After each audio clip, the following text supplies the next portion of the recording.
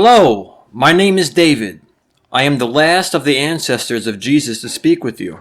I'll have more to say about Jesus later, but first I'd like to tell you the surprising story of how I came to be king. King over the ancient kingdom of Israel. You see, I should have not become king. I had no claim to that position. Kings were brand new in Israel in my time. For centuries, our people got on fine without any king. When they finally decided they wanted a king, God was very unhappy about it. He felt that wanting a human king was a way of rejecting God himself as our king. But God let us have our way, and so we got our first king, Saul.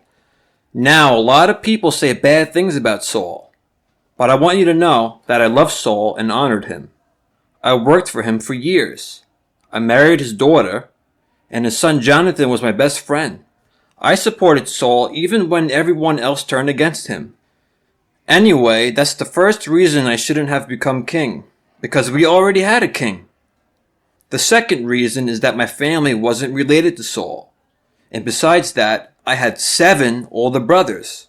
I'm sure you know that in family lines, the oldest brother gets the first choice, then the next oldest, on down to the youngest. If anyone should have been king in our family, it was my oldest brother. Our father thought so too. One day he had a visit from a man of God named Samuel. Samuel was what we called a prophet, a person who speaks God's words to us, and who in turn speaks our words to God. Everybody knew and respected Samuel. He's the one who put Saul on his throne as our first king. But by this time, Samuel and God were already working to choose a new king in Saul's place. But God doesn't always tell everything he knows, even to his prophets. What God said to Samuel was, "Go visit a man named Jesse. One of his sons will become the next king." So when Samuel showed up with that message, our father immediately brought forward my oldest brother, Eliab. Eliab was tall, handsome, and confident. Samuel was sure he was the one. But God spoke to Samuel privately and said, "Don't be fooled by appearances. That's what you human beings always do. You are attracted to what is powerful and beautiful. But I, the Lord God, have different standards. I don't judge by what's on the outside. I judge by what's on the inside. I want a king whose only desire is to serve me with his whole heart." So Samuel said to our father, "Sorry, it's not Eliab. Can I meet your second son?"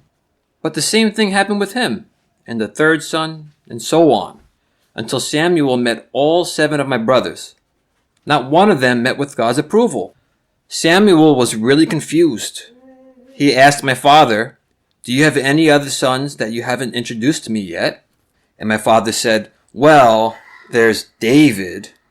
I think he laughed as he said it. I was so young then, in my early teens. You can imagine, with 7 older brothers, I got teased and picked on a lot. That's why our father sent me away to tend the sheep. He figured I was safer fighting bears and lions than my 7 big brothers. I wasn't even at home the day that Samuel visited, and honestly, everyone forgot all about me. That's typical for a youngest child in a big family, but Samuel insisted on meeting me. As soon as he looked at me, God told him, "That's him. That's the one. Make him king." So Samuel anointed me. That means he poured oil on my head. In our culture, oil is how you designate someone as a priest or a king. An amazing thing happened then. I felt the Spirit of God rush into me. It's hard to explain. I wouldn't say it's a pleasant feeling. Powerful, but not the kind of power I could control. It's more like it took my already existing desire to serve God and made it stronger and more committed. I knew that if I listened closely, God would direct me. Not every moment of every day, but when it really counts. Of course, there was just one small problem, and it wasn't my 7 big brothers. It was the fact that we already had a king. God didn't seem to want me to fight Saul or kill Saul. In fact, I ended up working for Saul.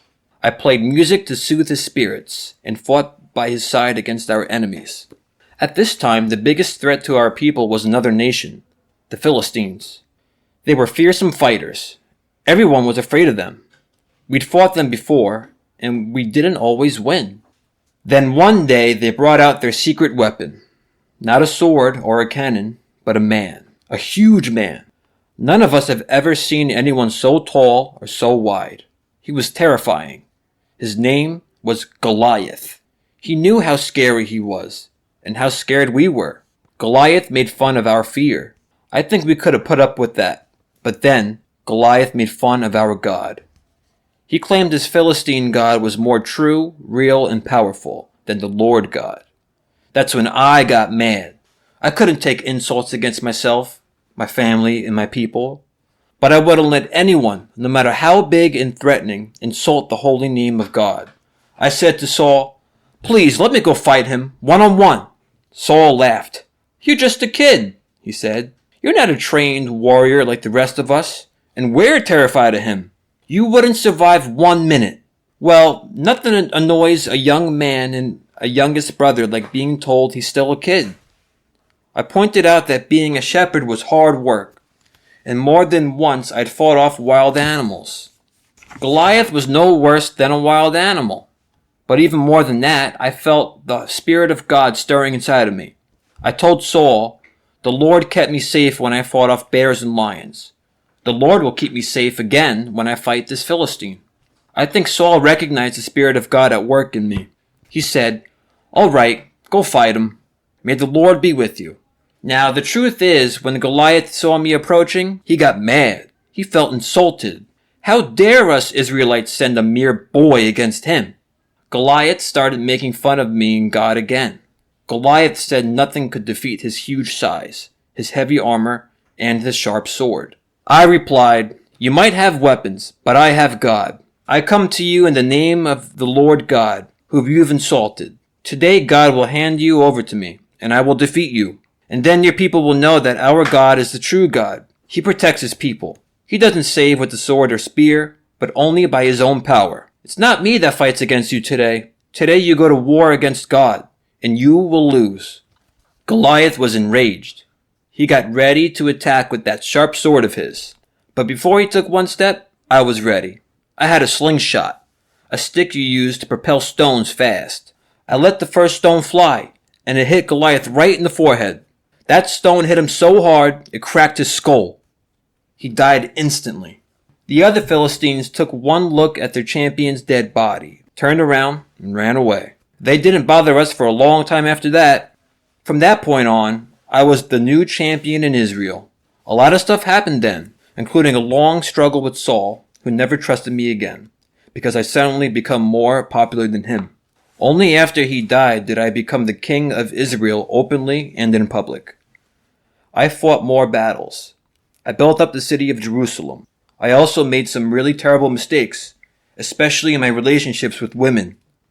When I did well, God praised me and blessed me. When I did badly, God punished and disciplined me. I learned to accept both, because I knew that God is holy, just, and good. I didn't want to keep silent about my bad deeds. I wanted him to correct me, and that made all the happier when I did right. The Spirit of God continued to lead me. I was remembered as the best king Israel ever had. But the truth is, I wasn't the best. I was maybe as good as you can get as far as ordinary kings and ordinary kingdoms go. But you've probably learned the same lessons of history as I have. All kings fail in the end. All kingdoms fail in the end. War comes back. Suffering continues. Political promises aren't worth much. We all die in the end. A truly great king would cure suffering, make promises he could actually keep, and give us life when death comes for us. Turns out the most important thing about me was not me, but the son who would be born to my line, many centuries into the future. People often call him Son of David, as if the best thing about him was how he was like me, but it should have been the other way around. Not Jesus, the son of David, but David, the ancestor of Jesus. Jesus turned out to be the true king, the good and just king, the anointed king, who takes away all suffering and sin and death. Though I am his ancestor, he is my king. I hope Jesus will be your king too.